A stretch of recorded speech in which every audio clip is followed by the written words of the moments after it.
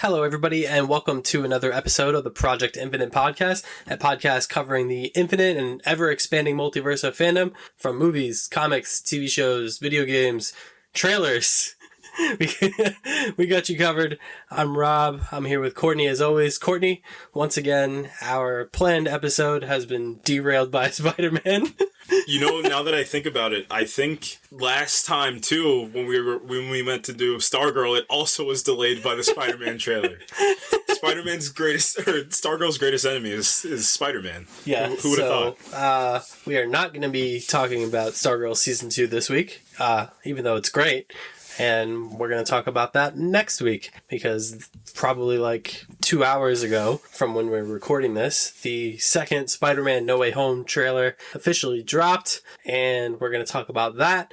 But first, we're going to talk about what was a pretty surprisingly busy Disney Plus day for Marvel anyway. Yeah, and we kind of knew what punches Marvel was throwing, and still somehow they found a way to get more out. I mean, what that comes down to is we knew we were getting Hawkeye. We already saw some footage, and then they dropped a pretty big piece from the show as well. I mean, something that got pulled from the Matt Fraction comics with the kind of escape they need to have in the red Corvette, and it's just a really good chase sequence. They kind of use that Alfonso Cuarón Children of Men spinning shot inside of the car, and I just really love it with their weaponry too, with the arrows, them shooting it as well. And I mean, Haley Steinfeld, like, she just feels electric in this role. It feels like something she was born to play. So I know they're definitely gearing up for her to be, I mean, the main MCU Hawkeye from some point. Yeah, I can't wait for the show. I think I literally said it every time we talk about it, and every time something new comes about the show, it looks great. Yeah.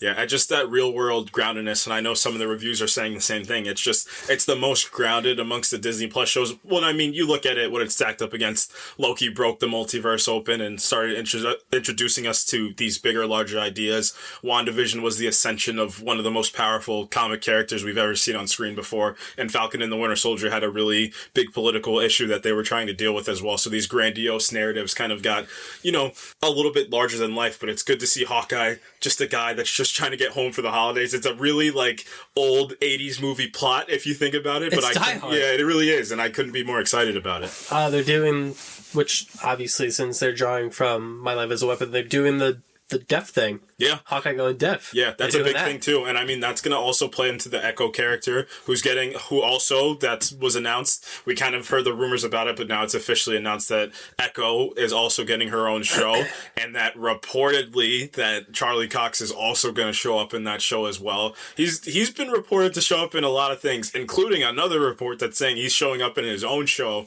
which is going to be introduced in Disney Plus as well. So yeah, that's he's like the Moby Dick of the Marvel Cinematic Universe. He really is right now. He really is. And I mean, that just goes down to the love that a lot of people have for Charlie Cox's Daredevil, including myself. I feel like I'm culprit number one within our radius of that, of me vouching for this show. I personally believe it's one of the best shows that's ever been made, especially the season 1. The first 4 episodes of season 2, I always call perfect television. I have no issues. That scene where him and the Punisher were on the rooftop is some of my favorite kind of combative non-fighting scenes that I've ever seen in my life. It's nothing short of amazing.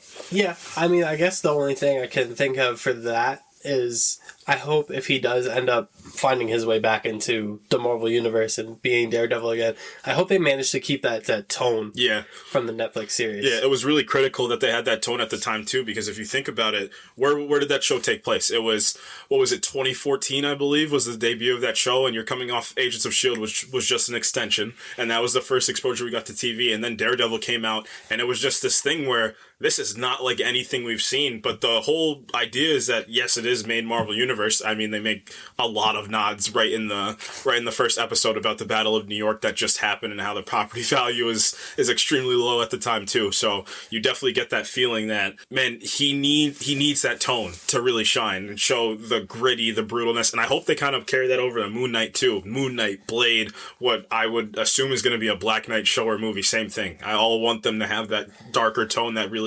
showcases that real raw human emotion as well. Yeah, I agree.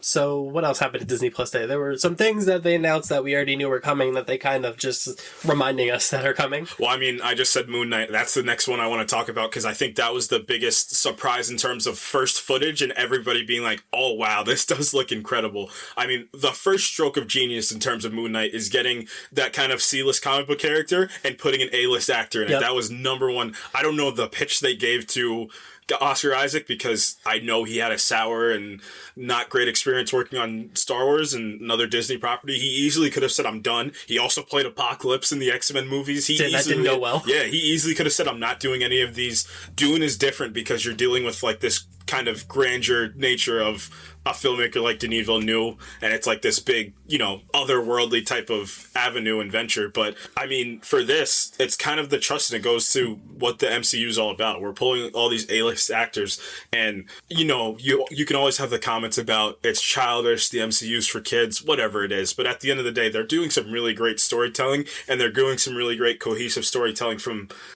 2008 till 2020.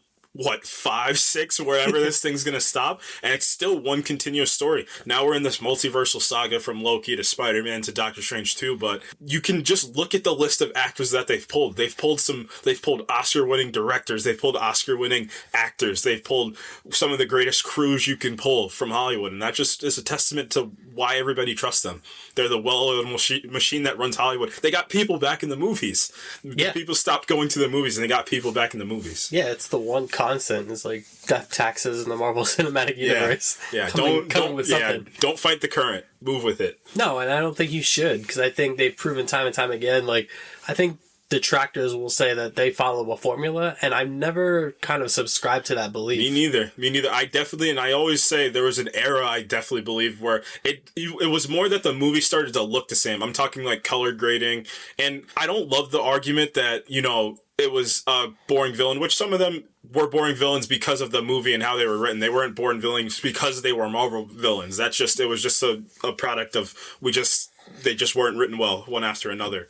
But what it comes down to is, especially I got this feeling when I was watching Loki of this just something bigger that was at play. It just felt like, but it felt more artistic that was at play. That's where I really kind of got to it. I mean, Falcon and the Winter Soldier really spoke to me as well. That's my favorite Disney Plus show. I know it's probably the least rated one, but for me personally, I love that. I love that shot of John Walker holding the bloody shield, that Dutch angle shot. I mean, just all the narratives that they talked about in that show.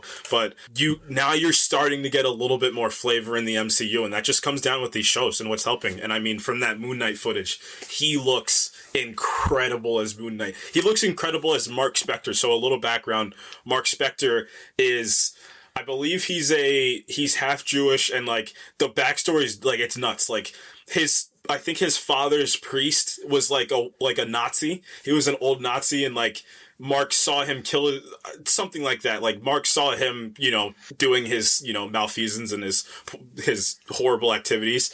So Mark joined the military, got dishonorably discharged. There's a whole bunch of runs. And then the big thing is he becomes a mercenary essentially after that. And he finds himself in ancient Egypt, I believe. And then this deity, Khonshu, he's like dying in the desert. He crawls into the tomb, and then Khonshu kind of takes over his body. And then we get the Moon Knight. Tomb. Yeah. Come on. It works out. Yeah. Indy's the only one that can go in tombs, and Laura Croft, but guys, just stay out of the tomb behind that. Maybe Nathan Drake. Nathan Drake could do a tomb. Yeah. Yeah, for sure.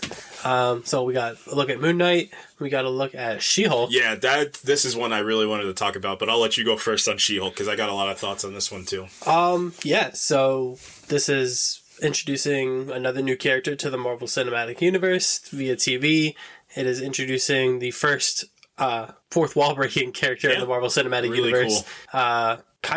I liked it. From what we saw of it, it seems it's going to be very kind of self-aware of what it is.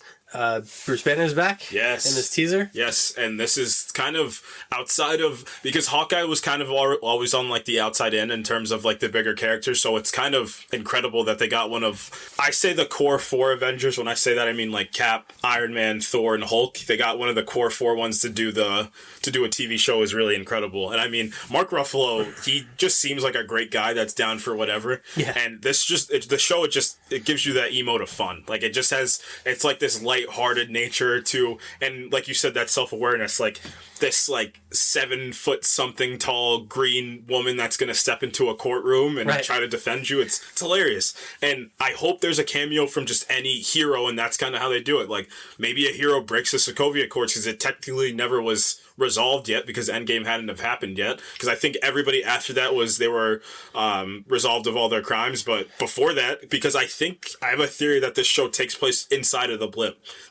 or inside of the snap. So because his arm's not his arm's not in a sling during the show or anything like that, and it would be a really interesting take because we haven't seen anything inside of that yet in the MCU. We've only ever seen as it was ending, and then the aftermath, which Falcon and the Winter Soldier really took a lot from. But I would really like to see inside of the blip this. Bruce comes back and maybe, she has her tragedy and she needs the blood transfusion, and then we kind of get our new Marvel hero. And I said, when I tweeted about it, it was iconic. Like, I feel like She-Hulk was one of those iconic characters from like the 80s, 90s that's coming back to kind of get a prominent role in the MCU too. Yeah, and it's a perfect character to do a Disney Plus show on. Like, this is what this platform is for. As much as the first few Disney Plus shows have been about existing characters and kind of extending their stories. Yeah. Passing mantles, too, is a big part. Mantles, yeah. Yep. Kind of upgrading them, leveling them up in a certain way. These new ones are going to be about new characters, which I think is a really neat way to introduce new characters that on this level, you know what I mean? Like a hero like Shang-Chi, feature film for that, because he's obviously going to play into the grander kind of future for the films. And same thing with the Eternals. Like, that arc is going to resolve itself in the films. But a character like She-Hulk, character like Moon Knight, character like Ms. Marvel, which we're going to talk about in a second, are perfect for, your short-run TV shows. Yeah. Yeah. And like you said, Ms. Marvel, that's the next one that I definitely want to talk about, because that's the first outside of Peter teenager that's in the MCU, because I think Kate's a little bit older. I know in the comics she's younger, but I have a feeling that they're going to make her just a little bit older, maybe like in her like early 20s, like maybe not even 21 yet, but another teenager that gets added, a Muslim-born superhero. And I love the line that they had in the trailer, what's a brown-skinned girl from New Jersey going to do? And he tells whoever the voice is, tells her she's going to help save the world. And I kind of love that kind of narrative that they're going with and that message that they're sending. But I mean, the show looks incredible. All these shows look incredible. It's a lot of great production value, and they spent a lot of time and care into these shows. But she looks incredible as Ms. Marvel. It's going to be another lighthearted show with a lot of fun, and I think this is going to be a lot akin to Falcon and the Winter Soldier, where there's a lot of messages that they're going to try to pass, and I want to see it. I want to see more flavor in the MCU as well. Yeah, a lot of identity messaging that's going to be going on in this show, as there should be, as there needs to be. They need to address that type of thing. Yeah. As we get these more different, diverse group of heroes coming in, it shouldn't all be the same for all of them. We saw Sam deal with that in the Falcon and Winter Soldier. Yep. We saw a little bit of that in Shang-Chi also. Yeah. So that's a realistic take. And I think it's only something that needs to really be addressed in the onset, and then they can become, the heroes that they're meant to be.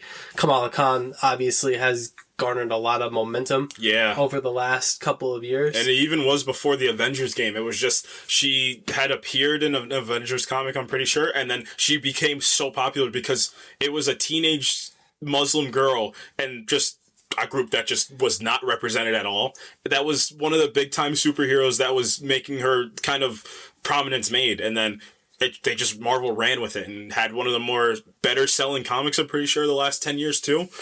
So yeah, I'm really excited to see what they do with her character and how they're going to play. You kind of see the wheels turning for the Young Avengers, in my opinion. You kind of see it, like what they're trying to gear at. Yep. And also, I think this is also the formation of, I kind of feel 3 teams or maybe 4 teams are being formed. I kind of, especially after the Eternals post-credit scene, I kind of feel the Midnight Sun starting to form, because you have Moon Knight, you're going to have Blade. I think they're going to add Black Knight, and then we're getting this Werewolf by Night Halloween special next year too. So that would be a solid core for like this dark, mystical team that kind of has to deal with those kind of extraordinary, because Doctor Strange has like the mystical on like a large scale. It's almost like Daredevil versus the Avengers movie. Like you have this big, large scale mystical threats that they deal with, and then the smaller scale. Maybe it's even like vampires or something like that. But you kind of get that team.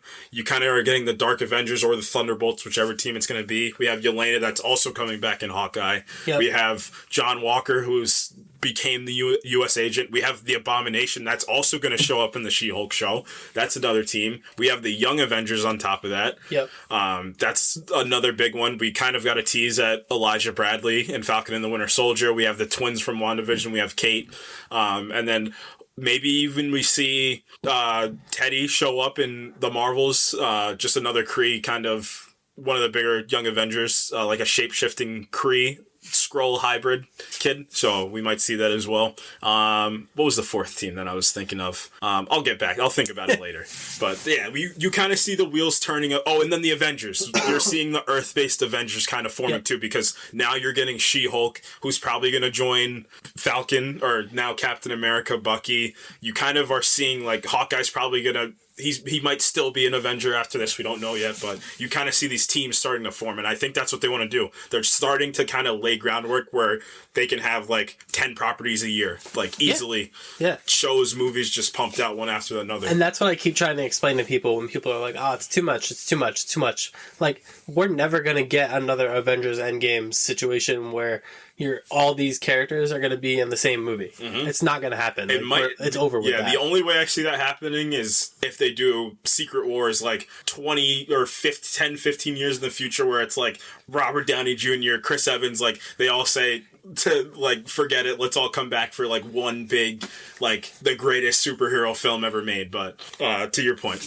go ahead. No, I mean, it's just, we're just never going to see that again. I think it's just going to be a bunch of kind of not self-contained stories, but one thing is going to lead to the next, and then that group is going to have their big thing, and then this group over here is going to have their big thing, and that's how they're going to go about it. This is truly now a cinematic universe where not everything is going to be referred to or addressed in everything. Yeah. Yeah, and it's kind of an allegory for the multiverse. Like then that was what if addressed. There's an infinite number of possibilities. Yeah. And there's an infinite number of possibilities that can cross over with each other. Right. And getting into infinite multiverse of possibilities before we step into the Spider-Man trailer, just a quick rapid fire. So we have Moon Knight, we have She-Hulk, Miss Marvel, we have Marvel Zombies is going to come to us. So, animated series. Yeah, so I guess we'll see if it's maybe it's the start of the zombie plague in the MCU and we kind of see more. Maybe we see the kind of payoff to that zombie Thanos at the end. They got a lot of possibilities they can pull for. Maybe it's another universe that gets infected and it's a little bit more comic accurate too. We'll see. We have I Am Groot. I wonder if it's just going to be 6 episodes of Vin Diesel saying I am Groot. We'll see. Yeah, I don't know I think it's just going to be that's like a kid's thing. Yeah, it's going to be fun.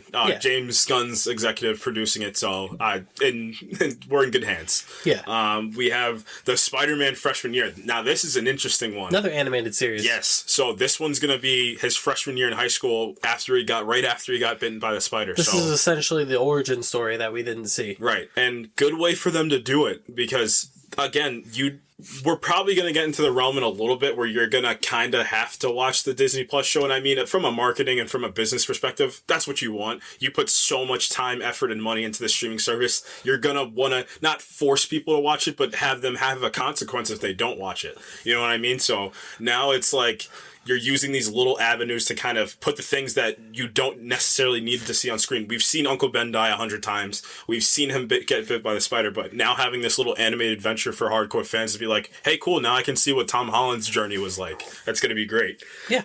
We got What If Season 2 is coming out. Loki Season 2.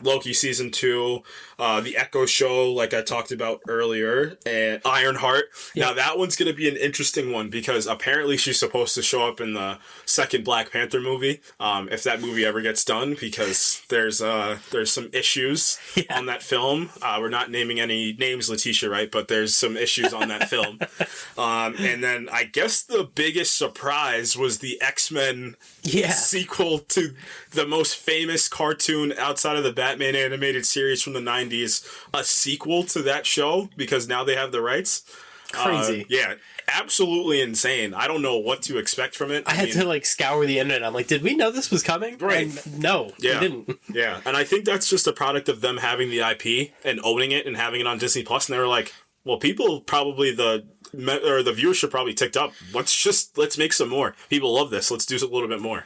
And I'm going to get into that when we talk about this trailer and nostalgia, because I have a big theory on that and why this is the most hyped movie I've ever seen. And I'm saying that fully conscious that Avengers Endgame was a movie, that this Spider-Man movie is the single most hyped movie I've ever seen. But yeah, I don't know what to expect from that show. Yeah, I mean, they really made no mistake, what's the word I'm looking for? They didn't make it an accident to say, no, this is a continuation. This is a sequel or a revamp, not even a revamping. This is a direct sequel. That's the reason why it's called X-Men 97. This is going to pick up at some point in the future of the animated series. A lot of the former voice cast is coming back. I imagine the iconic score and theme song will be back. Yeah, easily, yes. And this is coming in 2023. I think that's also not an accident that they're doing this in 2023 to be like, just remember, just keep in mind, we have the X-Men. Yeah. Yeah. I don't know how they're going to cross them over. I have a sneaking suspicion that it is going to be a multiversal type of thing where they don't exist in the main Marvel universe, but they're going to cross over. I'm kind of hoping that doesn't happen. I'm hoping something happens where people just start getting the X gene. Maybe reality gets rewritten to when like people like Professor X could have been alive during some of the times, or Magneto could have been alive, even Apocalypse in the ancient Egypt as well. So we'll see how they cross over. The Fantastic Four is the first thing I think they need to address, because they have a lot of potential with having this new team with so much comic history to go off of. Yeah, and like I said, this is just planting a seed. That's all this is doing. It's not going to have anything to do with MCU continuity or any of that. This is just them being like, hey, this is a real popular thing, and we're just going to bring it back. Right. Because, why wouldn't we? Right. We're in the business of people pleasing. Yeah. So, we're just going to give people what they want. I don't think people have necessarily been asking for this, but it's probably because they just never thought of it. Yeah. You know what I mean? They never thought that would happen. Right. So, cool. Like I said, that was probably the big headliner from the Disney Plus Day stuff. It was just the new footage of the shows we already knew about, and then these animated ventures that they're kind of kicking off as well. Yeah, and I think the reception to What If has let them be like, yeah, we could do animation. Right. People will watch. Little nervous about Star Wars. I'm not gonna lie. I'm a little nervous about what the issue is with Star Wars and all their properties. And I talked about this before we hopped on stream. The issue for me is Star Wars isn't bogged down by having thousands upon thousands upon thousands of comics that they kind of have to pull stuff from and like go get influence from. Star Wars is one of those properties where you're free. You have so many things because at the end of the day, it just started with one movie. Comics were there before the movie, so you kind of have to pull from certain things. You don't necessarily have to, but that's what they do to keep it traditional. But Star Wars doesn't have to do it. And Star Wars also, it's the lore and the wonder that comes from Star Wars. That's my favorite thing. That's why it's one of The New Hope. It's my favorite Star Wars movie because of that mystery and wonder that you get. So now I'm in a kind of headspace where do they really understand that they can do other stuff besides Baby Yoda and the Mandalorian and the Skywalkers? They have, and I guess the first straw that broke the camel's back was Kathleen Kennedy kind of shelving this squadron, or this what is it? The Rogue Squadron. The Rogue Squadron. Yeah, so we talked about this last week, that this movie was kind of not shelved, but it was postponed. Yeah, it's delayed. Suspended. Yeah. But now, a week later, fast forward, that movie has been shelved. Yeah. And so has Rian Johnson's untitled, unforeseen Star Wars movie has also been shelved. Yeah, his trilogy, right? That I believe he was supposed to get the new trilogy, the 10, 11, 12, I believe. Yeah, so that's done. And then, It's just, we talked about this last week about how they're just retreading old ground. Yeah. As excited as I am for this Obi-Wan series, that can only carry you so far. Yeah, because this is the big thing about Star Wars, and it was forgivable with The Mandalorian because we got this new venture. Even going down to their games, one of my favorite games of all time, Jedi Fallen Order, it was forgivable because it was new characters. This Obi-Wan show, we're going to see new characters, but it's Ewan McGregor coming back, it's Hayden Christensen coming back. Like you said last week, we talked about it. Their whole mindset right now should be, give her that Squadron Supreme movie and let Patty Jenkins run with it for a little bit. I mean, she has full out ties to the Air Force. Like, you think a movie that's dealing with these space pilots would be amazing by somebody like her, but you kind of, I mean, this is me as somebody that wants to work on film, you kind of feel the studio kind of stepping in. It's the one thing that Zack Snyder had to struggle with this whole time. It's the one thing that made Scott Derrickson leave the second Doctor Strange movie. It's when the studio steps in and says, hey, we need to follow this thing instead of letting them kind of run rampant. Yeah, and I mean, The Mandalorian has kind of already fallen into this pitfall, right? I mean, the second season was pretty good. Yeah. But there wasn't really a single episode of that show last season that wasn't a wink and a nudge to something else. Yeah. And that kind of rubbed me the wrong way, because the first season didn't have that really. Yeah. It was a lot of wonder, and it was a lot of new characters, new storylines, and then season 2 comes along, and it's like, oh, we're back on Tatooine. Yeah, it was like every episode was somebody from the past coming back. Yeah. And don't get us wrong, I personally love that. I loved it, but I love that point that you just made it. It is, at the end of the day, it's just these old characters and these old IPs coming back to just see where their story is leading them instead of going out into new ventures. As much as we don't love, a lot of people don't love The Last Jedi at least tried some new things. It definitely tried a lot of different ideas to kind of follow. And I mean, the movie looked beautiful, but that's just a side note. But I in the field of, we kind of need some new breath, and we don't need a 6 between 7 or a 3 between 4.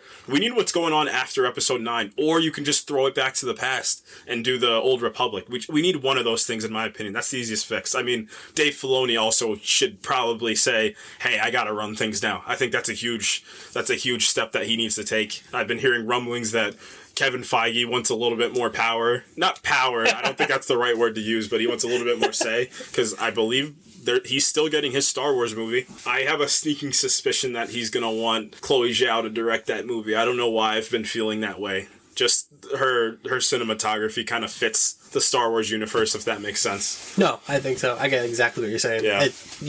When you say that, I think of Last Jedi, Last Jedi, and the same type of kind of sweeping kind of landscapes and really immersing you in a world, which is something that you need to do in a Star Wars movie. I mean, we saw it with Dune. Like, when you have these sci-fi universes, like, the best way to immerse people in that world is to show them the world. You know what I mean? And I think that's something that we've kind of lost in Star Wars over the past several years. Yeah. It's become about, like, the cool action shots and, the red saber hitting the blue saber, or the Mandalorians flying away in their jetpacks. Like, we need to make this more about the narrative than about the characters. That's what I think is going to fix this. Like, we need a new narrative and a new storyline and these new themes to follow, because at the end of the day, the original trilogy was essentially good versus bad, and kind of which side bleeds a little bit into more, and what's congruent, and if everybody that says they're good, if they're all good, or says they're bad, they're all bad.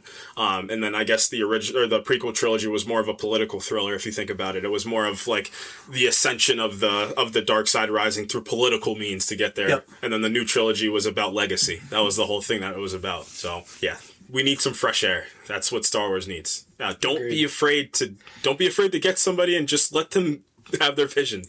Don't be afraid of it. People will still go, as long as it has the Star Wars name before it, people will see it. Trust me, people will see it.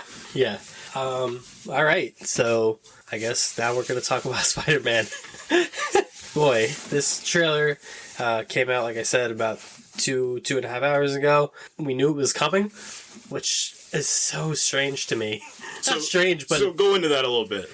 It kind of leans into your point that you made earlier about this being arguably the most anticipated movie probably of all time at this point. Because, I mean, the further we get into the future and as social media evolves, every movie is going to become the most anticipated movie of all time. But this movie in particular, I mean, I don't remember the last time I've seen a company be like, tomorrow the trailer is coming, especially for like the second trailer for a movie.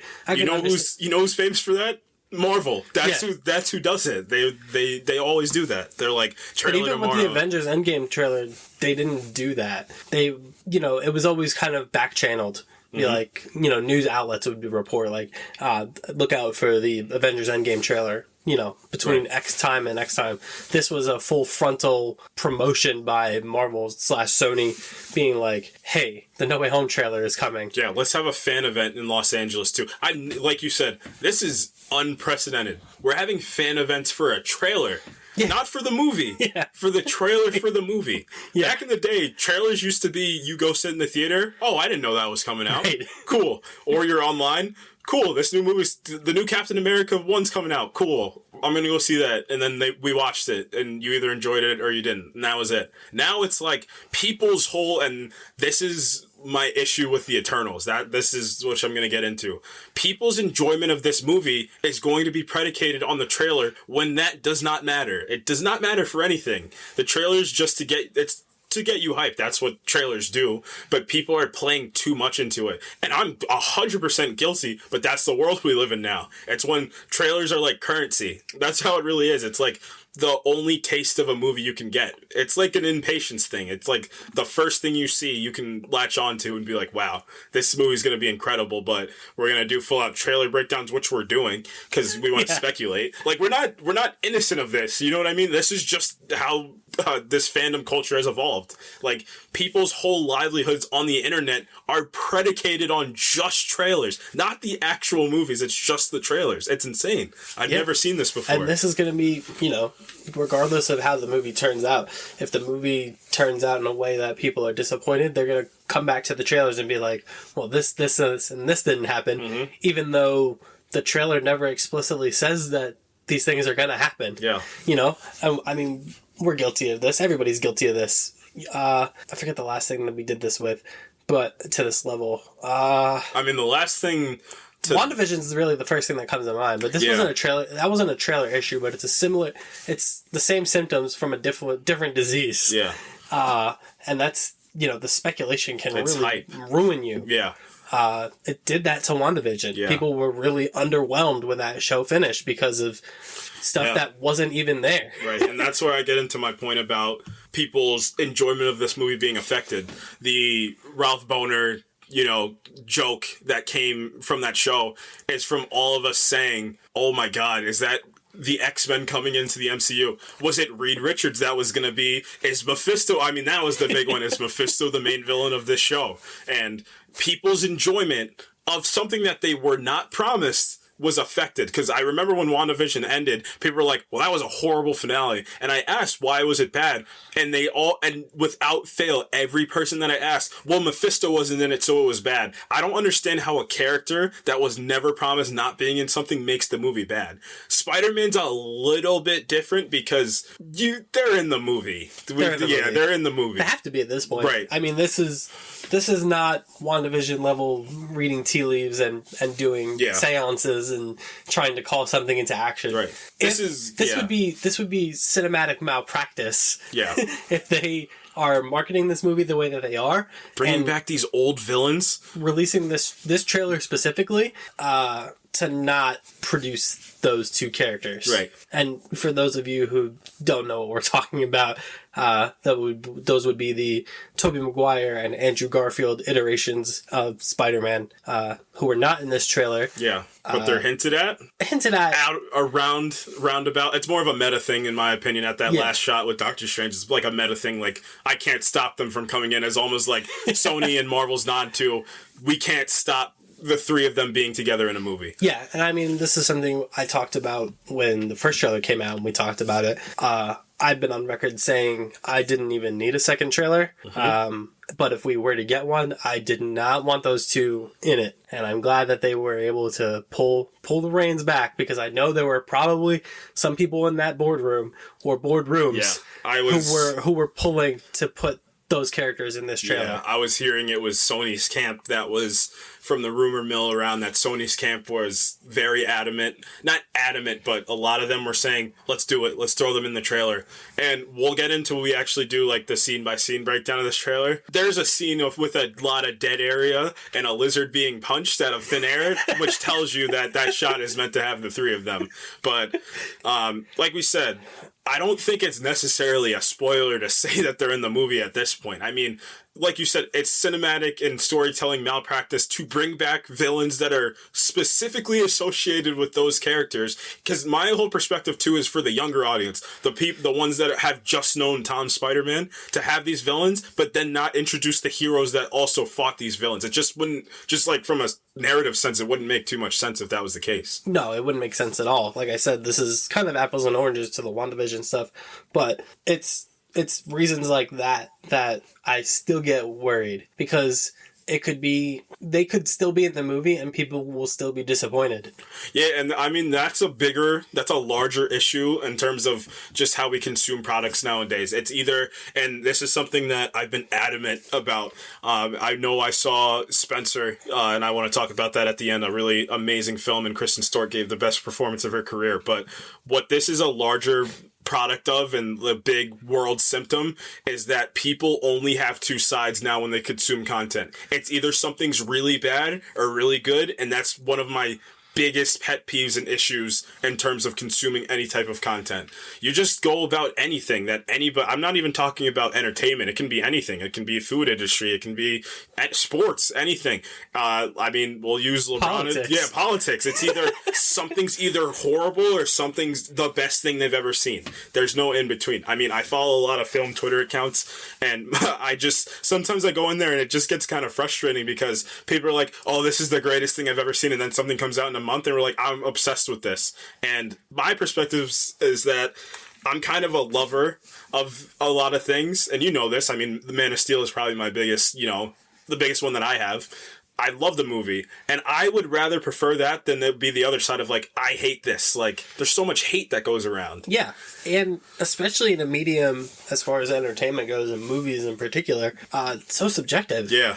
How can you definitively say that this is the worst thing ever made or the best thing ever made? True. Like, I enjoy Venom. Right. I don't think it's the best thing ever made. It's fine. And right. I enjoy it. Yeah, I don't like Venom, but we said it, and you could go back and watch those Venom reviews. I don't think the movies were well made, but I understand why people like them, and I'm willing to sit here and have Rob talk about it and be happy about it. And I also agree with some of the points he's making. Tom Hardy's great as Venom. Him, I guess, is dichotomy with himself because he voices Venom, but the two of them bouncing off each other is great. Who am I thinking of? Who's Carnage? Woody Harrelson. Yeah, Woody Harrelson. As much as I didn't like the way his character was written, you also need to understand what you're consuming. Like, we're not consuming Oscar-winning movies. We're not. Some of them can break the mold. Like, I mean, if Marvel was to try to get one out, I feel like Eternals was the bait for... I know, and this is me saying that Black Panther was nominated, knowing that it was nominated for Best Picture. This is like, you can tell Eternals had that kind of grandiose nature that could have, like, got people to think about it a little bit. But I mean, the point is, you got to know what you're watching as well. We're not watching, I mean, Citizen Kane. we're just not. Right. We're watching a guy that got bitten by a radioactive spider swinging around a city. Some things can ascend to greatness. I think Aunt May said this line in Spider-Man 2. I'm pretty sure that she did. But I mean, like, she was talking about cinema. Yeah, I want to get back into the actual trailer but who thought we would have got, kind of existential and we would have talked about, bigger issues with the industry. But because people are going to be upset. Mm-hmm. I already know that. This movie is not going to be universally acclaimed. Oh my gosh, yeah. Because, I mean, not to call out the Schneider fans, because I guess you label me as a Schneider fan when it comes down to it, because I really enjoyed the Schneider Cut, and Man of Steel is probably still my favorite comic book movie of all time. It's just, listen, I understand. Like, it's fine if you don't like it. You just don't need to... If you hate it, cool, but do you need to go online and have your whole identity be you hating this movie? And talking to, like, other people who liked it, and like, you're an idiot. You're an idiot, yeah, you're like a dumb human being that doesn't know anything. No, you don't have to. Yeah. man, I just know there's going to be some hot takes when this movie comes out. Yeah. And I'm just going to be annoyed by it. Yeah, that's why, like, I'm an enjoyer. I've been going to I've seen so many movies over the last 2 weeks, and I'm just trying to enjoy the medium I love. I mean, you forget video games. I remember when the Avengers came out, you were pointing out the issues with the game, but you enjoyed it because you love video games. It's as simple as that. I love film and TV shows, so, like, movies, I understand all of the problems about Man of Steel. I get it, but it's just something I really like, and that's fine. Yeah, but as far as this trailer goes... Yeah, we should probably talk about the actual trailer. As far as this trailer goes, lot to like, I think. Oh, yeah. This essentially, I said this to you before we came on, this essentially served as a sequel to the first trailer, because the first couple shots of this trailer are the Hello Peter moment and the Goblin Bomb dropping on the bridge moment. So then that trailer kind of picks up where that trailer left off. And I thought that was a really cool way of doing it. So we see a little bit more Doc Ock. And then there's that, like I said, cinematic malpractice moment. If Tobey Maguire's not in this movie, he pins Peter to the wall and he goes, "You're not Peter Parker." Yeah. And you're like, oh. Right. Because, my whole point about that, like I said, it's the younger audience. Like, they're going to want to know, like, the kids that are, like, actual, like, 7, 8, 9, seeing these movies that have no idea who Tobey Maguire is or... Yeah, that's the other thing I wanted to tack on to kind of our previous discussion. Like, people got to realize that there are people that are fans of this stuff that are not in their 20s and 30s. Right, exactly. And this goes back, I mean, I don't want to get too off track. It's one of my favorite things Dave Filoni's ever said with Star Wars. When you talk about narratives getting dark, he had all these people out there that were complaining that Star Wars is too lighthearted. And you know what he said? He was like, all their complaints were, it's not like the Star Wars when I was a kid. And then he said, what did you just say? It's not like the Star Wars when I was a kid. So you're telling me when you were a kid, you fell in love with this. So why can't kids now also fall in love with it? Exactly. So just keep that in mind. Yeah. When, you watch a Marvel movie and you're like, well, these jokes are corny. Well, there's a 9-year-old somewhere watching this laughing their ass off at that joke. You know what I mean? So not everything's written for you. Yeah. So get over it. Yeah. All right. So anyway, back to the trailer. So what else happens? And then Otto's in prison. Yeah. I was in magic prison. Yeah. So, I mean, let's go, because I got the trailer up right now. We start off, with the trailer shots from around the trailer to get to the title card. And then we open with Peter looking like Hawkeye in Endgame, rain falling on him, looking depressed. I mean, he looks disheveled. He looks better like hair, though. Yeah, better hair. Yeah. That rodent hair was cool. But he looks beaten up, brutalized, and that's something I really wanted him to go through in this universe. How dare you? I just watched Spider-Man 2, Sam Raimi's Spider-Man 2. Tobey gets the crap kicked out of him. And it's not the crap kicked out of him. The what? The cap kicked. It's not him getting beat up. But what it is, it's not physically getting beat up, it's mentally getting beat up too, and that's, in the Spider-Man 2 movie, it was him mentally not being able to handle his personal life in Spider-Man, and here, it's not being able for his identity to be revealed like Tony's or Cap's or all the other Avengers. Like, he can't handle that, and this is the cataclysm of that whole event. Yeah, I don't have the trailer pull up, so you're gonna have to, walk me through this. Yeah, so we have Peter, Hawkeye style. We have him swinging through the city with MJ, and it's just a little bit of an extension, so they kind of go through the trains. It's the escape, because he's innocent, but everybody thinks he killed Mysterio. And people, I guess at this point in the trailer, and I don't want to theorize, but I have a sneaking suspicion that Jake Gyllenhaal might be in this movie, and he's going to be the 6th member of the Sinister Six. Oh. Because that's the whole thing about Mysterio. He's a trickster. Like Jake Gyllenhaal. Just like Jake Gyllenhaal. Ooh, Jake Gyllenhaal had a tough week. He had a tough week. Shout out Taylor Swift, but we won't get into that. If that album had come out when Far From Home came out, people would have been like, good, we're glad Jake Gyllenhaal's dead. Right. Right. They probably wouldn't even have had the twist. The movie would have been like, yep, we're good. Spider-Man's a hero. Yeah, he is. J. Jonah Jameson turned around. He got his whole narratives done. But yeah, it's a little bit of an extension of them escaping, and then it just jumps right into him going to see Doctor Strange. I want to talk about Benedict Cumberbatch for a little bit, and kind of this nexus of what Spider-Man is. And he really is a nexus. If you think about it, it's like Batman or Superman. So many characters weave through him because they're the three most popular comic book characters of all time. Like, Batman's probably the best example of, like, characters will run through around his city and do these different things. Spider-Man's a really good example. I mean, you go to that 90s TV show, Doctor Strange, Morbius, Blade, Daredevil, which we'll get into in a little bit, but all these characters running through his storylines too. And I mean, he's a perfect person to put in here too, Doctor Strange, because if it's the multiverse that he's going to deal with, maybe he shouldn't have texted and drove and then has to deal with all this, but that's beside the point. The nerve of this guy would be like, the spell that you did. See? Bro. Yeah.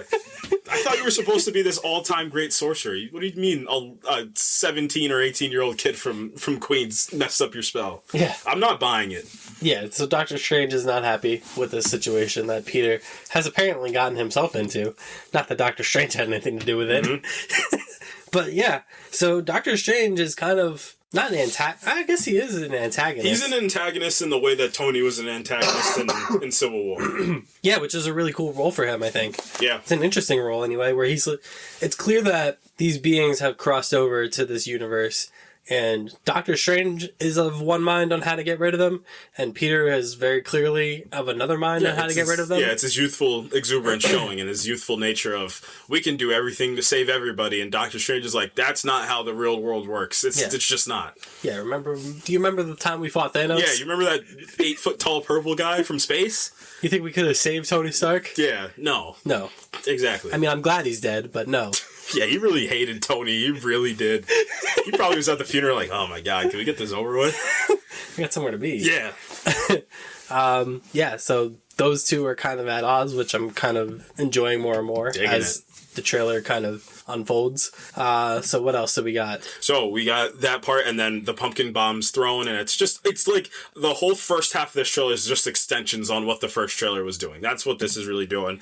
You hear a little bit more of the laugh, and then we actually finally see we see the suit come back of him flying over the Power Ranger suit. Yeah, the Power Ranger suit. Looks great. I don't care what anybody says. Looks amazing. This is just the high of me because I've been watching the Raimi films coming to fruition. Just think it's fun that, I said this to you earlier, that not the one thing that people don't like from the Raimi movies, but one of the things that people don't like from those Raimi movies is the Goblin design. Yeah. And every other villain in this is getting a redesign. Except for him. They're like, we're doubling down on the Power Ranger costume. Yeah, it's going to look great. It looks like he has two looks in the movie, too.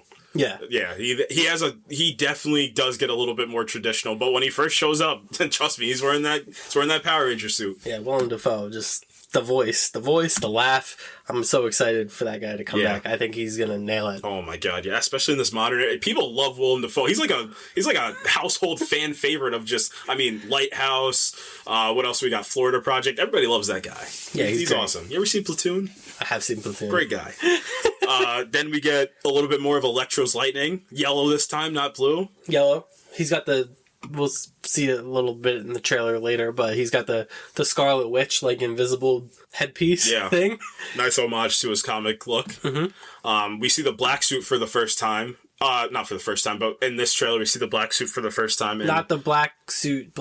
Yeah, it's not the Venom suit. So it's just his suit flipped inside out. I think that's very apparent. It's just his ending suit in Far From Home just flipped inside out because apparently, based on what people are saying, because again, at this point, Mysterio revealed his eyes, so everybody knows who he is before the spell's done. So I guess somebody throws paint on him or something gets done to his suit, so he just flips it inside out. I don't know how we didn't catch that earlier. It made so much sense when I said it. It was one of those things where, like, how did I not think about that? It was just, he didn't get a new suit, he just turned it inside out. Yeah. And then, Doc Ock is just wrecking shop. I love it. Classic Spider-Man 2 Doc Ock stuff going on here. Alfred Molina is just a stroke of genius to bring back here. I mean, you're bringing all of them back, but specifically what people consider to be the greatest Spider-Man villain there's been in any of these movies, too. It's just, to have him be the headliner in here, when we can kind of tell that Green Goblin's probably gonna be more, because he's more linked to Spider-Man straight up in comics. Yeah. That's where I feel like it's gonna end up, but, like, the face value of having Doc Ock be the one to meet him for the first time. So here we go. This is where I want to talk about Doc Ock. Because I have a theory about this. So we see, I don't want to step on you, but we have a moment in this trailer where Doc Ock is imprisoned by Peter and MJ and Ned, and Peter's making fun of him because his name is Otto Octavius. Kind of unnecessary, Peter, but okay. Spider-Man bully, J. Jonah Jameson, right? Question mark?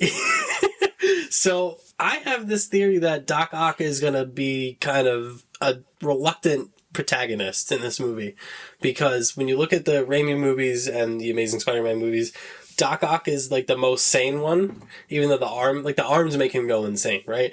And even at the end of that movie, when he falls into the river or the ocean, wherever he falls into, he has like regrets, and he has, he doesn't want to be doing the things that he's doing. So I think in this, it's weird to me that he's imprisoned by them. That doesn't say he can't break out later and become like a villain, but I think if they are going to turn one of these guys, which I think they could, I think he's the most likely to be turned. I'm hearing you. My money's on Sandman being the one, just because of where he left off in Spider-Man 3, because he wasn't killed. He was let free because at the end of the day, he was just trying to save his daughter. That's all he was trying to do. And he was on good terms with Peter when he left. It wasn't like he left angry. They came to a mutual understanding of, it was kind of honestly what should have just been the main villain of Sandman, because it had like the beauty behind the madness of this giant sand deity coming down to kind of Earth and being like just this big villain. But that's also the understanding that they're both doing their respective things because they have to. Peter does it because he has to save the city and keep the ones he loves safe. And Sandman's doing the same things he's doing by different means, but for the same reasons, to keep the ones he loves safe. That's it. So I could see him being the one that's helping him out, because Peter let him free. He could have easily tried to take him in, and he didn't. And I can definitely see him being the one, because there's even a trailer bit in the first trailer where there's like a wall of sand that goes before Electro's lightning before it hits Tom's Peter. So I can definitely see him being the one that's on their side and trying to help. I mean, based off that last trailer shot, I don't know if that's true now, but we'll see. Yeah, but I mean, there's a lot of, with the magic trick with the cups and the ball, and there's a lot of cup moving going on when it comes to these trailers. Mm-hmm. Shots are often presented out of order. Shots are presented without context. So what you see happen at the end of a trailer might actually be happening in the beginning of the movie. You don't really know. So, but yeah, there is that shot at the end of the trailer where Tom is single-handedly taking on Electro, Sandman, and the Lizard. Wink, wink. Wink. Blink and you miss the Lizard, and this trailer just kind of slithering his way into that shot. Yeah, he did. But before we move on, I guess we got to address, because we're already on the subject of Doc Ock, him getting Stark Tech. Yeah. So it looks like he absorbs a piece of the nanotech from Peter's suit, the Iron Spider suit. Interesting. Yeah. Very interesting. Yeah. I didn't know he could do that. Me neither. And I mean, I said this too, even when I watched the Spider-Man 2, the Raimi one, we never really see the extent of what the arms can do, because he is a genius. Like, Otto's like very prominently, and nobody else in that universe has technology to absorb. There was no Avengers. There was no he probably didn't even know he could do that. He was just beating up some guy that was in The Great Gatsby. That's all he was doing for that movie. But yeah, that's an interesting take. I don't know how much I love it, because I'm in the ballpark too. I want us to be done with this Iron Man thing, and I think this is the movie. I think we talked about this before. Him seeing these other two Spider-Men, because the three films are split into those things. It was him becoming his emergence as Spider-Man, and kind of him taking the hero's journey and him learning from his mentor. The second one was his grief of his mentor, and this is him seeing two more people that are like him, that are by themselves, and them having to protect their city with no help. That's what it is. So hopefully Doc takes the nanotech and said no more Iron Man in this universe. We're done. Unless Iron Man from another dimension comes in this movie. No, and it's Tom Cruise, because that's who was originally supposed to play Iron Man. But yeah. So yeah, Doc Ock is kind of giving him this, like, not speech, but he's like, you don't understand what you've done here, Peter Parker. Peter Parker, like, what do you mean? And then the shoe drops, and Doctor Strange explains to him that these are all villains that have been killed by Spider-Man, which, if you watch the movies, isn't true, because... What are you talking about? The Lizard, first of all, isn't killed. What are you talking about? Sandman also isn't killed. And Green Goblin was killed by Toby. Yeah. Public menace. Well, Green Goblin killed himself. Debatable. Peter could have easily webbed up that glider and threw it somewhere else. But Electro exploded? But that was his thing. That's where I was confused. Well, that's a bigger symptom of the Amazing Spider-Man 2's writing, but that's beside the point. Also, this Electro's not blue. Yeah, looks infinitely better. Yeah, so I don't totally understand that premise, which is, again, the cut moving. Like, it's not supposed to make sense. You know, the movie's gonna make it make sense. You know, whether this Electro is truly the Electro that went up against Andrew Garfield's Spider-Man, I don't know. I hope it is, though, because it just... And for Max Dillon from the Amazing Spider-Man movies, he was integral. Spider-Man was the reason he was waking up in the morning. So that goes back to my point. If they're not in the movie, which they are, if they're not in the movie, you taking that emotional punch. Oh, no, I talked about this when I talked about where we're going to see Tobey and Andrew pick up when they come into this movie. Because I'm also on board with them being older. I don't want them to be the same age of when they left, because it's going to take the emotional weight of seeing these older versions of because they're not too much older than him. Tobey's going to be the oldest one, but what is he, in his mid-20s? You know what I mean? Like, Andrew's like, I think when we pick up an Amazing Spider-Man, he's like 18. Like, he's... Amazing Spider-Man 2 starts with them graduating high school. Oh, sometime. So he's like 19, maybe 20. And Tom's like 17, 18 at this point. Like, it's still, like I said, there's no emotional weight and no lesson to be learned if they're not too much older. Yeah, I think we outlined in one of the earliest episodes of this that we did how these two should be deployed. Yeah. Tobey should be deployed as the oldest, kind of past his prime, kind of Spider-Man, kind of like doing, this is like one more go, in a way. And Andrew Garfield should be presented as the kind of the Spider-Man in Into the Spider-Verse was. Prime. In his prime, knows what he's doing, got all the tricks, and is the most likely candidate for a heroic sacrifice at the end of the movie. Yeah, if they're to kill one, I think Andrew's dying. And, I mean, that just goes more to, like, the meta commentary of Andrew Garfield being just berated for the last couple months about just everything he's trying. I feel bad for him, man. He's got an amazing new movie that he's gonna be in that's coming out this Friday that's apparently really good, and just every question of every press junket he does is, are you gonna be in the new Spider-Man movie? That's gotta be frustrating. Yeah. That really does. I feel bad for Garfield alone, man. Yeah. But he's in it, man. Just leave him be. Man. Come on. Who's punching the lizard at the end of this trailer? We'll get into that, but who's punching the lizard at the end of this trailer? It's not Tom. Yeah. So what else happens in this trailer? So, what's in the box? What's in the box? What's in the box? What's in the magic box? Yeah.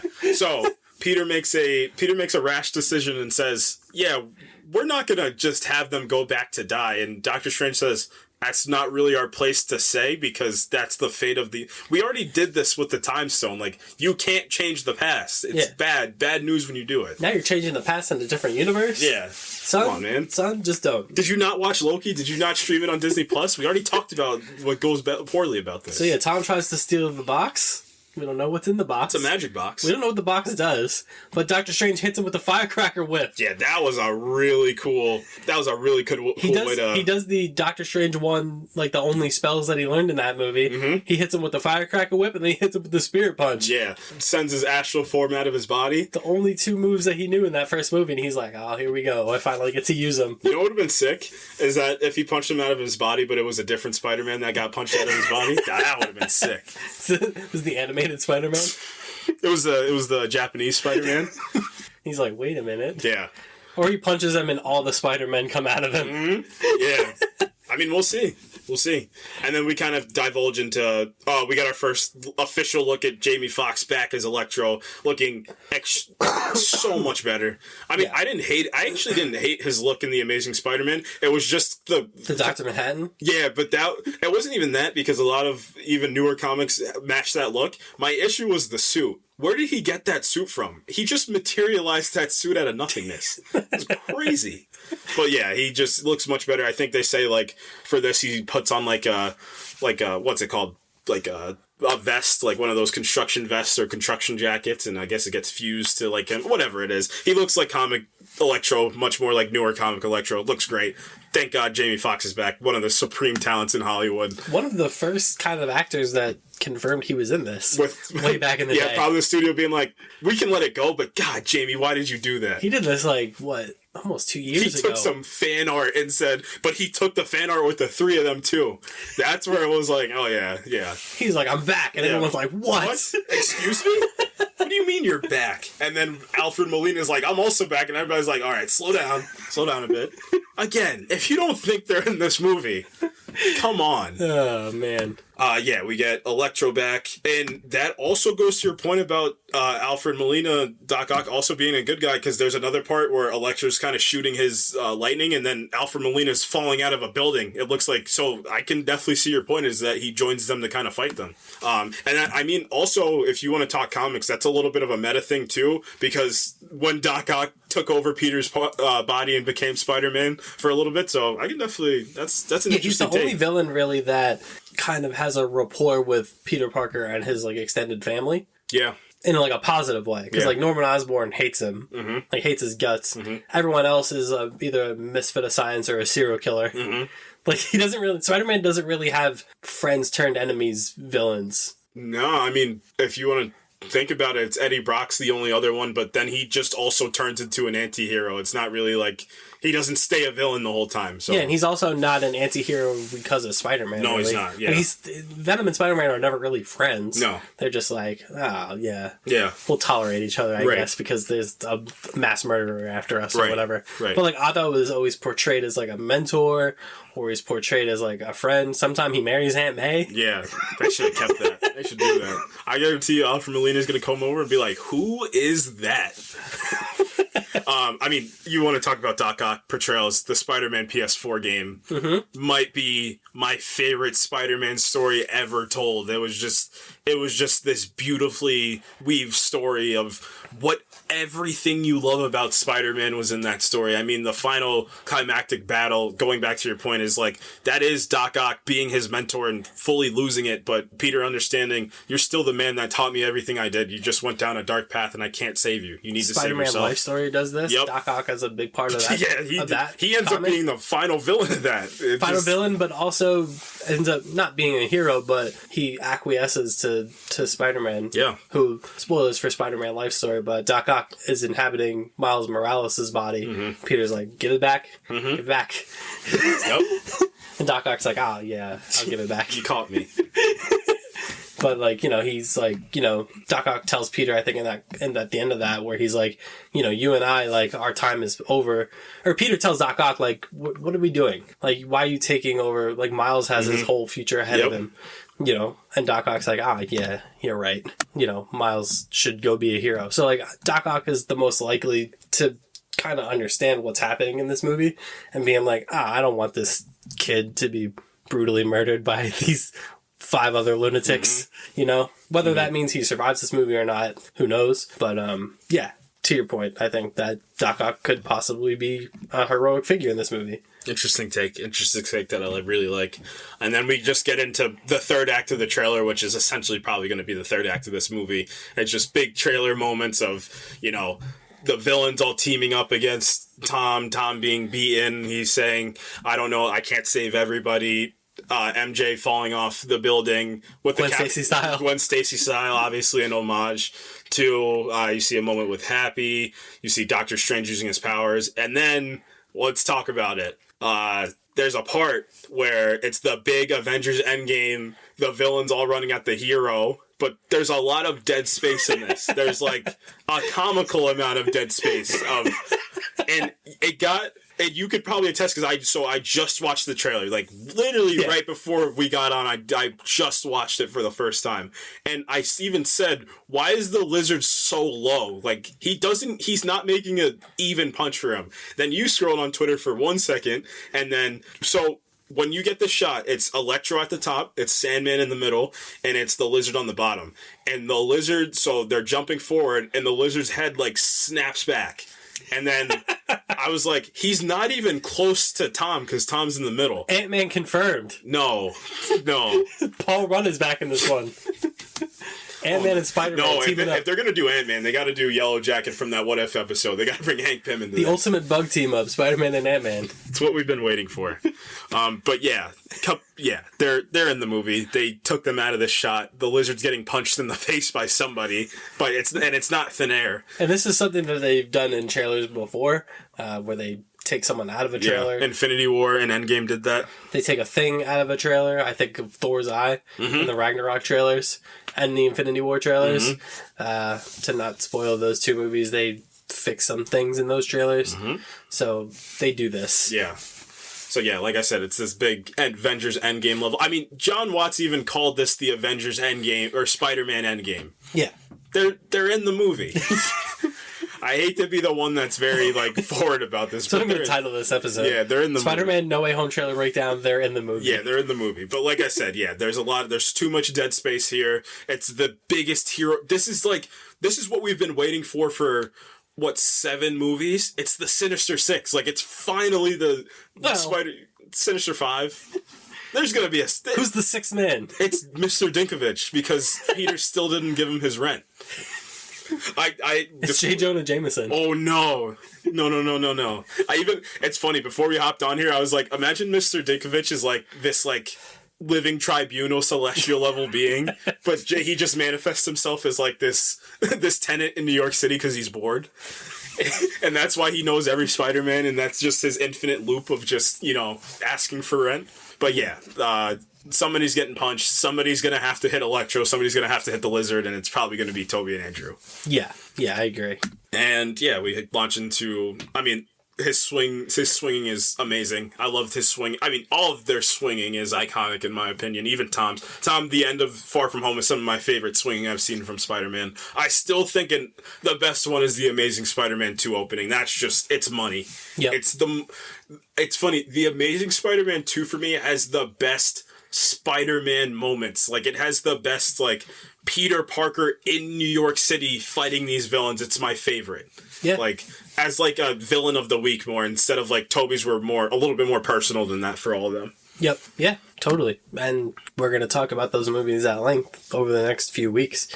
And I'm excited to do that, especially for those Amazing Spider-Man movies, because I think they get a bad rap. Yeah, you're an Amazing Spider-Man fan. I like those movies quite a bit. Yeah. Not the second one so much. The end of the second one is pretty good. I like the first one a lot.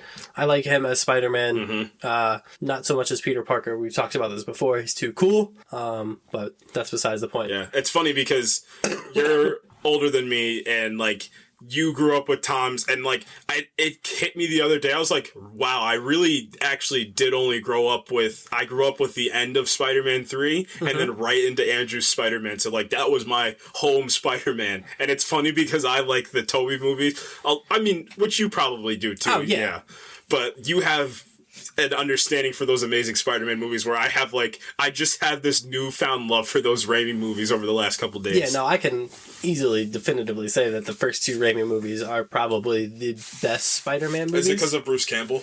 Yeah, it's 100%. Who's definitely not Mysterio. See, now that would be cool. If Bruce Campbell was Mysterio and Jake Gyllenhaal also was Mysterio. That would be amazing.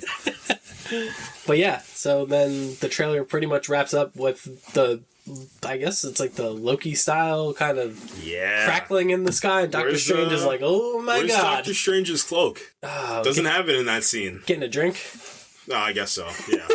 Yeah, but it literally is 2 lines coming to meet in the middle. It literally looks like it's like you said, it's the Loki style, it's the Raimi verse and the Amazing Spider-Man verse is kind of finally manifesting themselves in the 616, or I don't know if they call it the 616 universe for the movies, or I don't think they technically do, but Doctor Strange is not happy. No, he's not. He's probably having a horrible time. He's I can't do this, and then what are you there for? Yeah, that's what I'm saying. You're supposed to be the Sorcerer Supreme. Yeah. This is why we like the What If Doctor Strange better. He got stuff done. Yeah, the What If Doctor Strange would have cleaned this up. Yeah, he would have. Easily. But yeah, that's basically the trailer in a nutshell. Yeah. Speculations? You got any theories for this movie? Any beyond them either being in the movie or maybe even Daredevil? Because again, I think that one's a little bit more. We'll see, but I think he's there to be his lawyer. Yeah, but honestly, the more I think about that, and like the direction this movie's going, it would feel really weird. If he was his lawyer? Yeah.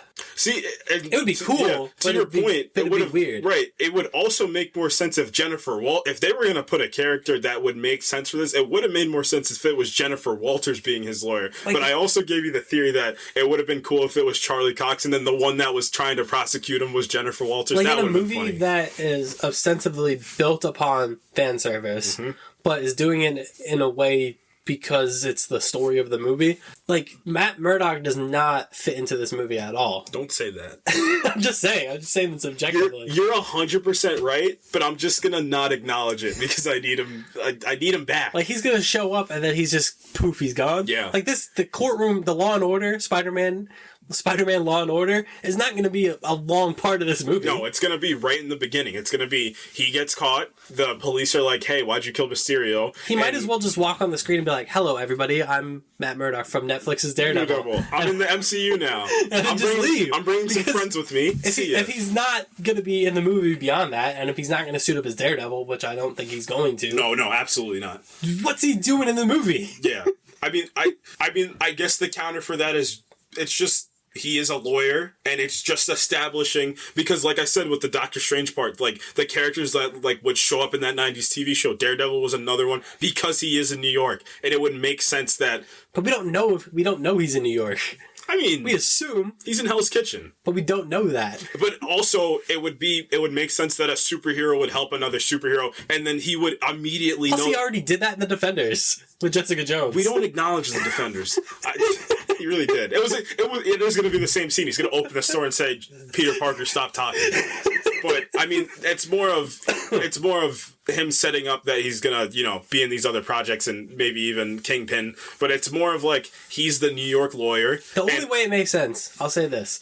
The only way it makes sense if he's in the beginning of the movie and he's in a post-credit scene. That's how you can make it make sense. Yeah. I mean, my thing for him too is also he's gonna be the only one, besides like obviously like his core people that he knows, he's gonna be the only person outside of that immediately knows he's telling the truth, because he can tell if he's telling the truth too. And also, if he's not gonna show up in Daredevil, shit, superhero. This thing is happening and he's just gonna be like, nah. I'm staying out of it. All right, I love Daredevil. It's probably my favorite Marvel hero. What is he gonna do against Sandman or get punched heaps, because that's his ultimate superpower. Yeah, and then rally for a little bit and then punch heaps back and kick a little bit. God, but Daredevil. What's he gonna? He's just gonna. I was gonna say he's gonna watch this happen. But... Yeah. Poor choice of words.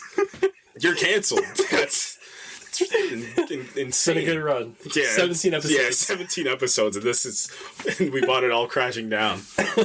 But yeah. So beyond that, like I said, it'd be cool, but that would just feel like an ultimate just fan service moment. Just be like, hello, let me have this. I mean, you can have it. I'm not mad at it. It'll be cool. I'll be happy. I'll be like, hey. Yeah, this is good because you're more rational, and I love to dream. I'll be like, hey, there's that guy from that thing. Yeah. It's that guy from The Defenders. Yeah. My favorite Netflix TV show. Yeah. Still better than Iron Fist. But, let's see. I don't know. We've already kind of speculated this movie to death, haven't we? Yeah. And I mean, we're part of the cycle of this new era of everybody speculating the trailer, and the movie comes out and we're like, oh, cool, the movie's also out. I mean, you know what really started this, right? It was Game of Thrones. Game of Thrones really started this. When people, like, all the way back for, like, season 2 of Game of Thrones, when people were like, Jon Snow is not who they tell us he is. What year was that? 2012, I want to say. Game of Thrones. Yeah, I think it's 2012 is when it started. This is me Googling. Live. I think 2011. 2011. I think I know where I think the start of this really started kicking off. And I think it was in 2016. Because that was the year of Batman vs. Superman, and that was the year of Civil War. I think that's where the trailer, the hype really started. Like, people's full-out YouTube channels and Twitter pages and Instagram pages were dedicated because that was the first time we saw the three of them, Batman, Superman, and Wonder Woman on screen together. It was a cataclysmic event. Like, it was massive that this was happening. I think that was when people started seeing trailers and were like, holy crap. For trailers, yeah, for sure. I'm just talking about general speculation, the Game of Thrones thing took on and Game of Thrones suffered for it. Yeah, it did. When you got to the final season, then things happened that people were like, well, the thing that I thought was going to happen didn't happen. Yeah, that I haven't finished Game of Thrones, but that's always, whenever I talk to people about Game of Thrones, that's all the whole thing. That was my same argument for this. They said the show didn't end well because I didn't think this didn't happen that I expected to happen. I was like, well, was it poorly written and made, or does the thing that you wanted not happen? Yeah, I mean, that final season had the problems, but those were definitely part of the complaints, is that people had done what's the meme with the yeah, the Charlie Day meme. Yeah, the Charlie Day meme with the red lines and everything. People had been doing that for Game of Thrones for 6 to 7 years at that point, and you get to the final season, finality, and the things that you had up on your whiteboard didn't come to pass, and that'll sting. It stings. And I mean, conversely, Mandalorian was the opposite side of that spectrum of actually pulling the trigger on the biggest thing you could have done at Universe at the time, because it easily could have been like, oh, Ahsoka's just back for the last episode, or Cal Kestis is back, or somebody that was not insignificant, but somebody that wasn't the Luke Skywalker. Luke Skywalker, and then it happened, and it was, people's emotions were just like, it was crazy, because I watched the trailer, like a full out, not trailer, a full out, like, just thread of like people reacting to it, and it's funny, like all the older people that were reacting to it were emotional, because it was like their childhood thing was coming to live action and fruition that they never got. And this is my big overarching point of this whole trailer and this specific movie of why it's the most hyped one. Endgame had the fact that it was 23 movies in we'd never seen anything like, I mean, up until even getting into Avengers 2 range, we'd still never seen like 12 movies leading up into something. But this one is specifically, people's childhoods are being staked on this now. Yeah, it's two different tacks of reaction. Yeah. The Endgame reactions, throughout that movie, but the third act in particular with Cap lifting the hammer and then the portal scene, that's a byproduct of excellent storytelling and excellent continuity. Whereas this is going to have probably excellent storytelling, but also the nostalgia factor, which when you talk about reactions and emotional, reaction is king. Yeah, that theater, I said it before, Andrew's going to get like a standing ovation, but when Toby comes on screen, the theater's going to erupt. Like, it's going to be one of the craziest theater experiences you can be in to experience for the first time. And this is the era that we're in now, where this type of thing, people can complain about it, but up until this point, these types of things weren't possible. No, they weren't. Like, this wouldn't have happened 10 years ago. No, it wouldn't. No, absolutely not. A lot of that, to be honest, has to do with the popularity of Into the Spider-Verse. True. Into the Spider-Verse really opened the door for this. Yeah. Sony probably looked at the wild success of that movie and were like, the only way we can top this is if we do this in live action and we do this with the actors that are known for it. Right.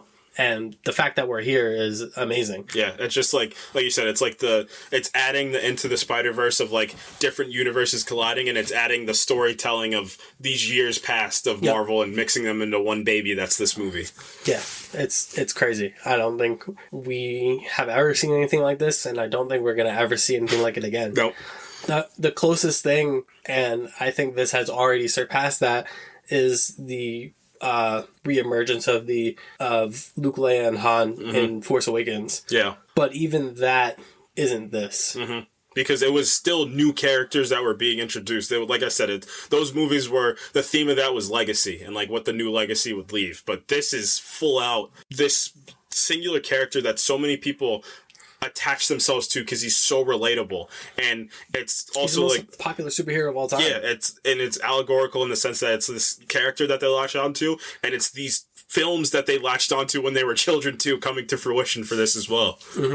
Yeah, it's the perfect time to do this movie. It's really the only time they could have done it. It's cool that, because with movies in particular, it's difficult to do something like this. Not all the actors may have been on board. Yeah, that's a big part too.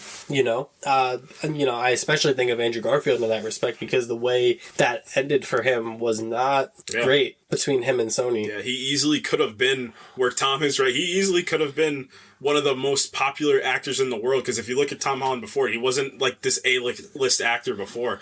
Andrew was really starting to come into his own at the time, so imagine on top of that, him being in the most successful movie franchise of all time. It would have, his career, even though his career is incredible right now, we even joked, not even joked, we were serious about it. I think he's the best actor amongst the three of them too. And imagine on top of that, him being in these Avengers movies too. But I mean, everything happens for a reason. There's a reason why Tom is Spider-Man now, and it's to get something like this. Yeah, so we're 1 month away. Insane. We're literally 1 month from today away from one of the biggest movies of all time. Yep. I don't think that's hyperbole to even say it's that. Not. I think this is going to be a movie that people are going to remember for a long, long, long time. Yeah. Something that will not be topped or exceeded. It's kind of neat the way that they position this movie at the end of the year. Mm-hmm. You know? It's the last thing you're going to remember before 2022 hits. Yeah. So, yeah, that's going to wrap it up for the No Way Home stuff. We got some Spider-Man stuff in the can for the next few weeks. After next week. Yeah, we're not forgetting about you, Stargirl. No, because I do want to talk about that. Yeah. Because you mean that horror season? God, that show is dark. that show's not afraid to kill a kid. No, it's not. Or two. Or a bunch. Or a bunch. Yeah. Oh, man. But what have you been doing? What's been going on in Rob's world? I mean, I've been ill. Yeah. Been a little under the weather there. Last week I said it was allergies, but I think it was more than that. Yeah. Because it put me out for a little while. But in the meantime, I watched Dexter. I started Yellowstone. I had seen it. How was it? It's really good. Good. It's real good. I know the 4th season just started. Okay. So I'm working my way through that. It's like, old school. Kevin Costner is in it. Yes. We love Kevin Costner. Yeah. It's just a really well done show. I have an affinity, like not a weird affinity for Westerns, but like I like that aesthetic. Mm-hmm. I like the Old West kind of, cowboy kind of deal, and it touches upon that dynamic really well, and I like that type of stuff, so it's right up my alley. So I've been putting a lot of time watching Yellowstone. So. Nice. I watched Spencer. So Kristen Stewart, first things first. I even said it earlier. It's the best performance of her career, and people probably take that as, well, what's an even decent performance she's given. I mean, Personal Shopper is the first thing that I go to of her actually being a good actress, and her and Robert Pattinson were in poorly directed movies that really didn't care about storytelling. They just needed to get hot people on screen and just, that's all they needed to do. But she was just breathtaking as Princess Diana. I mean, this is one of the best movies of the year. It's the simplest way to put it. I tweeted, I'm famous now. I got 100 likes on my tweet. I'm famous. It was incredible. But I said she had this defiance, but it was so sad because you knew her fate. You know the fate of what she goes through. But Kristen Stewart really, she's like unrecognizable. Like at no point was like... When she was first cast in this, I was like, really? Yeah, what? Why there's people... And I mean, even... Elizabeth Debicki's playing her Princess Diana in The Crown, but man, it's much more of like a character study in this one. There's a lot of imagery in it too. Like, I thought this was just going to be more biopic-y, and that's what I thought it was too. And trust me, it's not. It's more of a narrative almost, and I really wasn't expecting that too, and it was a nice surprise. A lot of great elements in this movie in terms of just kind of the meta things that they were dealing with, and kind of, not trying to, hurt the legacy of those that are still alive. That, I mean, specifically I'm talking about her sons, but still shedding light on what happened and kind of her psyche going into her ill fate. And it was just a really great portrayal by Kristen Stewart, and I just found myself thinking about it afterwards. Like, I would wake up in the morning or just be throughout my day at work or wherever, and I'd be like, wow, like, that performance really stuck with me for a little bit. So it's incredible. Cool when something can do that too. Yeah. Be like a TV show or a book or a video game, when something like, when you're thinking about it like days, like weeks afterwards, that's how you know it's really good, because it made that much of an impression on you. I rewatched Shang-Chi also, because it's on Disney Plus now. Yeah. Let's give another short Shang-Chi review while we're here. That movie, I think, is in my top 5 It got... I don't know what... every time I rewatch it... I remember I texted you, the main thing for that movie about... It's this movie has this beauty about it. Like, there's something beautiful. Even when he's on the bus fighting, there's something beautiful about about the movement of the fights and kind of the storytelling that they're portraying of just this young Asian kid that was trained to be an assassin, but kind of just that line of his aunt telling him, like, you are a product. That's like a big life lesson. Like, it's kind of the Oliver Queen thing too. Like, you're a product of who you came from, but you get to choose. Like, but you can't deny where you came from, but use it. Learn from it. Don't do some of it, but you have to know where you came from. You are not a gun. Yeah. You are who you choose to be. The Iron Giant, ladies and gentlemen. Also, Green Goblin in the first Spider-Man movie. We are who we choose to be. But yeah, aside from that, Shang-Chi, really good. It's on Disney Plus now. If you haven't seen it, if you have seen it, watch it for the first time. If you have seen it, watch it again, and I think you'll be very, very surprised with how much you enjoy it. Yeah. The second time around, even if you really liked it the first time, because, man, like I said, I have to say it's probably in my top 5 now. Yeah. Mighty enjoyable. I think it's definitely in the top 10 for me. I still don't think it cracks the top 5, but hey man, one of these days, maybe when the new year starts, we're gonna have to, as established content creators, we're gonna have to do the list. Yeah, we're gonna have to do the list. We're gonna do the Oliver Queen season 1 era. We're gonna do the list.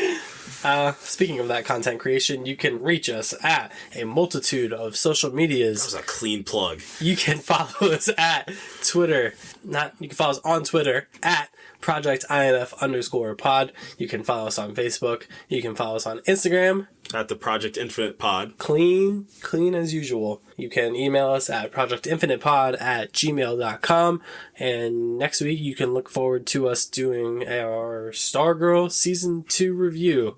As we said, a lot of thoughts on this season and the show in general that I don't feel gets talked about enough in the superhero zeitgeist of media, and probably should, because it's real good. And I think that's it. Yeah. What do I got? Read more, write more. You haven't used that in a while. Yeah, I haven't. That was the more endearing version of me. So yeah, read more, write more, and let's get ready for some great content. These next month and a half, it's just gonna be wild. It's going to be a roller coaster. Yeah, man. The Willem Dafoe, the podcast. I'll take it. Yes. Doesn't make sense, but I'll take it. All right. We'll see you next week. Goodbye.